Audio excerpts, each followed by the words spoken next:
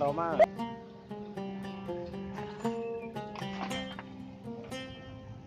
Situ.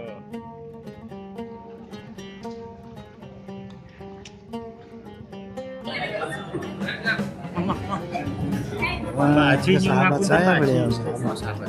Kalau sama Gus Dur Bang Haji, melihat NU saat ini Bang Haji gimana? Yang biar dapat LD. Ustaz Bukhari mana?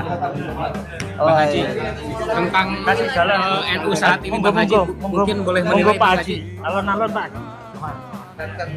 Ini se-Indonesia, sedunia tahu apa yang selama ini saya utarakan di podcast Roma Irama, yaitu terutama tentang polemik nasab.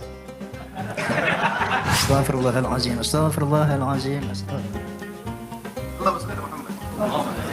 Apakah ini nggak jelas? Apakah kurang jelas buat Anda bahwa mereka mau menguasai Indonesia?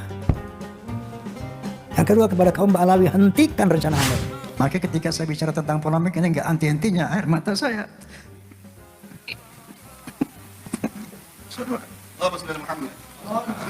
Musami, saling memaafkan karena Allah. Masya Allah. Ya, Masya Allah. Kita berdoa kepada Allah SWT agar kita disambungkan kembali oleh Allah SWT. Amin. Masya Allah. Berdamaikan Allah. Amin. Ya Allah. Amin. Damaikan kami Allah. Damaikan kita. Jadi ini ingin saya sampaikan dulu ya. Wahai Imaduddin alaihil kadzab, ya, gue sudah berjalan untuk menghancurkan tesis lu dengan ilmu, bukan dengan apa omon-omon. Tunggu masanya, oke? Allah ya Rabb. Imad. Aduh, tesis. Gue pikir tesis Imad, ya, kuat sekuat baja. Rupanya kuatnya kayak bala-bala, Datangi Nahdlatul Ulama, Roma Irama bertemu langsung dengan para kiai NU. Sebelumnya, polemik nasab habaib sangat santer, sampai-sampai isu di media sosial berseliweran. Perdebatan pun semakin ramai antara pro dan kontra. Melalui polemik nasab habaib, Roma Irama ikut serta menyatakan bahwa nasab habaib terputus. Saya insya Allah lapang menghadap Allah Subhanahu wa Ta'ala dengan statement saya aku yakin bahwa Alawi bukan keturunan Nabi. Aku yakin, insya Allah sampai detik ini saya lapang untuk menempuh kematian saya nanti. Bahkan Roma Irama dengan kapasitasnya sebagai artis kondang menyatakan harus hati-hati terhadap gerakan habaib. Menurutnya ada dugaan menjajah Nusantara. Apakah kurang jelas buat Anda bahwa mereka mau menguasai Indonesia? Yang kedua, kepada kaum Alawi, hentikan rencana Anda ini. Sementara itu, baru-baru ini Roma Irama mendapatkan undangan dari Nahdlatul Ulama dalam rangka temu pegiat dakwah digital Nahdlatul Ulama. Saat berkunjung di gedung Nahdlatul Ulama, terlihat di antaranya para pendakwah, para ustadz, di antaranya ada Ustadz Syam, Haji Roma, dan di antaranya ada seorang habaib. Emang benar, NU identiknya dengan habaib, maka tak aneh saat ramai-ramainya polemik nasab, NU tetap bersikukuh buktikan kecintaannya terhadap habaib. Artinya, kalau melihat seperti itu, berarti kalau tidak percaya kepada habaib, maka bukan Nahdlatul Ulama atau NU. Mungkin seperti itu kata-katanya. Walaupun saat ini tidak sedikit yang mengaku NU tapi tidak percaya kepada habaib zuriyah Nabi Muhammad SAW. Akan tetapi, faktanya petinggi-petinggi NU, ulama-ulama NU mempertahankan kepercayaannya terhadap habaib zuriyah Nabi walaupun dengan guncangan atau ujian polemik nasab saat ini. Dan nyatanya 100% dari cabang-cabang seluruh Indonesia dan PBB seluruh Indonesia menyatakan menolak terhadap adanya. Di sisi lain, saat di gedung Nahdlatul Ulama, Roma Irama dikasih waktu untuk memberikan sambutan atau tausiah. Secara mengejutkan, dalam kesempatan itu, Roma Irama menyinggung tentang nasab habaib. Roma Irama menjelaskan podcastnya yang membahas habaib. Namun, sontak saja jamaah yang hadir tertawa.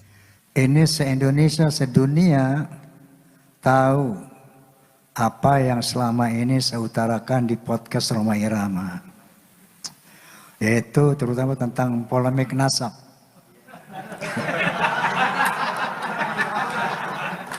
perlu dicermati.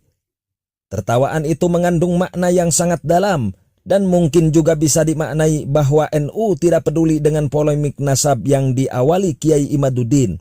Oleh sebab itulah, saat mendengar Rhoma Irama menyinggung nasab habaib, menjelaskan dirinya suka membahas nasab habaib, sontak saja satu gedung itu tertawa. Mungkin bisa dikatakan membahas nasab habaib sesuatu yang lucu dan bukan hal yang penting. Pada saat pertemuan itu, Rhoma Irama menjelaskan tentang dirinya, bahwa dirinya merasa sedih dengan adanya polemik nasab. Dirinya menangis saat menceritakan masalah tersebut. Saya dengan para habaib ini luar biasa. Maka ketika saya bicara tentang polemik ini nggak henti-hentinya air mata saya.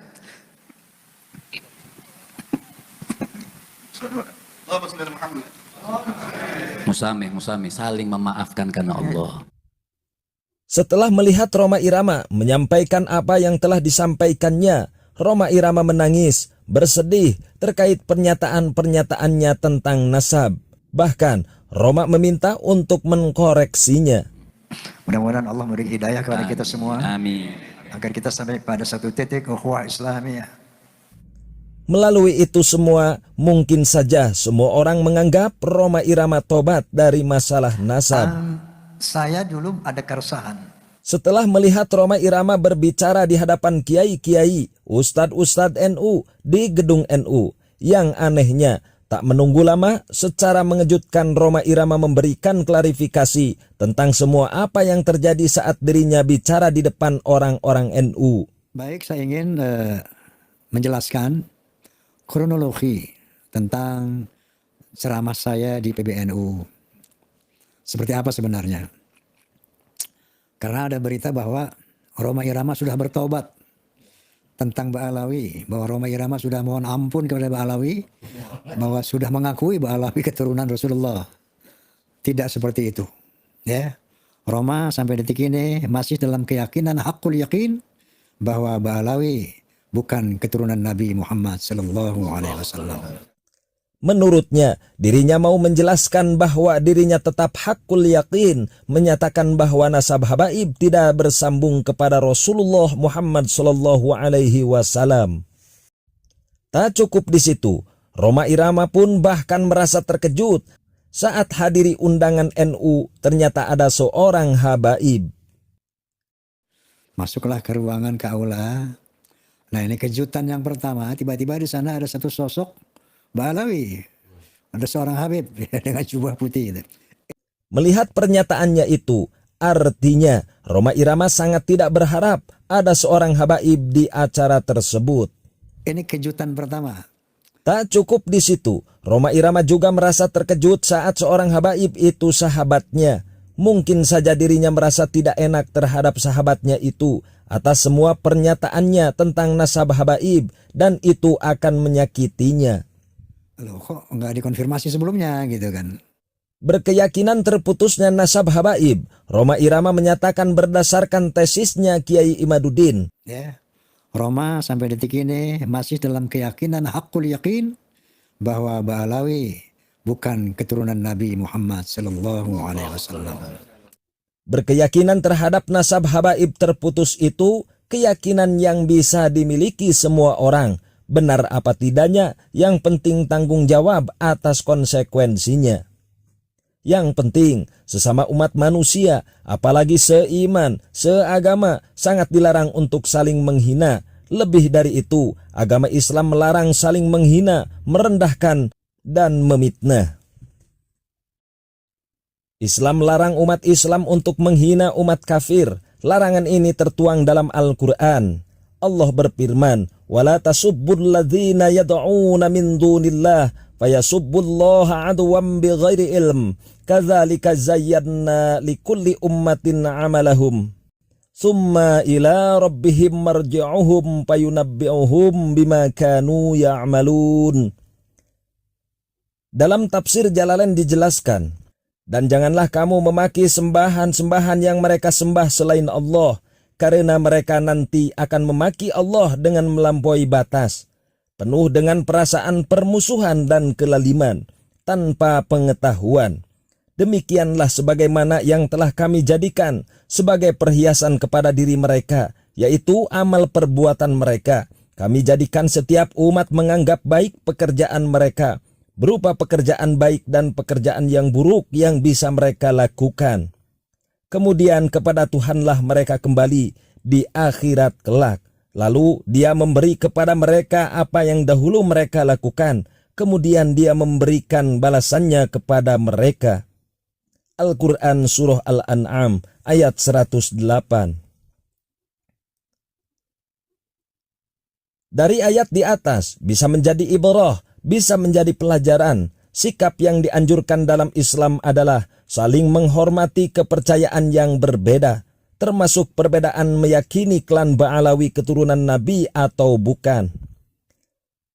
Yang penting tidak boleh membenci, menghujat, apalagi memfitnah. Cukup dengan keyakinannya Allah sudah memberi kebebasan, percaya atau tidak, yang pasti semua akan mendapatkan balasannya.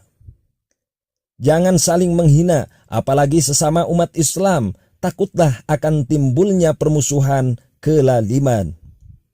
Oleh sebab itulah, Ketua Umum PBNU dalam hal ini berhusnudon dengan alasan karena sawadul a'dham. Menurutnya, jika benar alhamdulillah, jika tidak, maka yang membohonginya berdosa. Kalau melihat sikap itu, lebih aman dunia akhirat.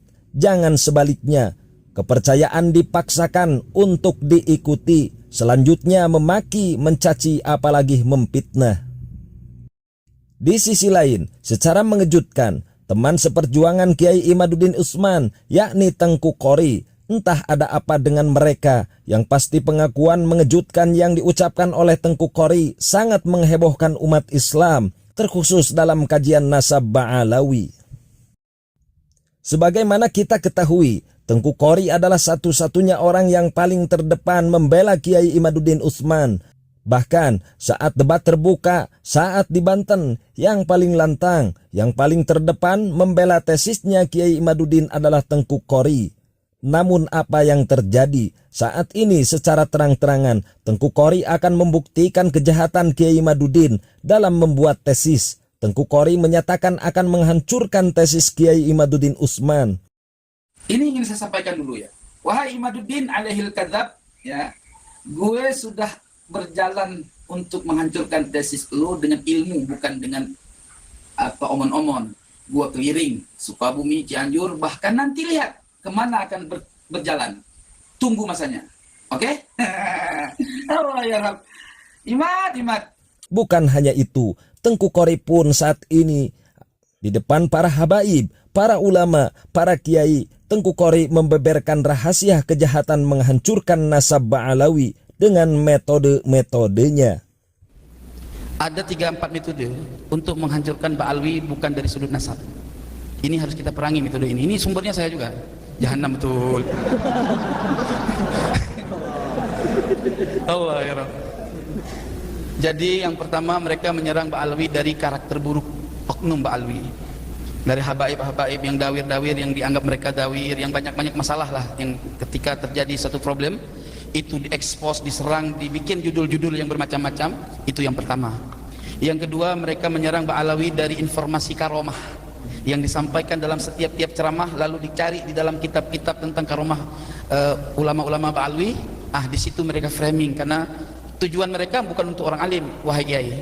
Tujuan mereka bagaimana pemahaman karomah ini di antara orang-orang awam yang nggak punya pengetahuan karomah itu terdoktrin, sehingga mereka mengatakan ini kurafat. Kalau sudah mereka bilang kurafat, maka mereka akan mengatakan leluhur Ba'alawi ini pendusta. Terus mereka akan mengatakan bahkan sampai kepada manzilah riddah. Na'udzubillah, sumarauzubillah. Yang keberapa? Yang ketiga, mereka akan mencari tahu mana-mana kuburan yang ramai, dan mereka lihat di situ kalau ada tulisan-tulisan Ba'alawi, nah mereka akan mengklaim itu makam palsu.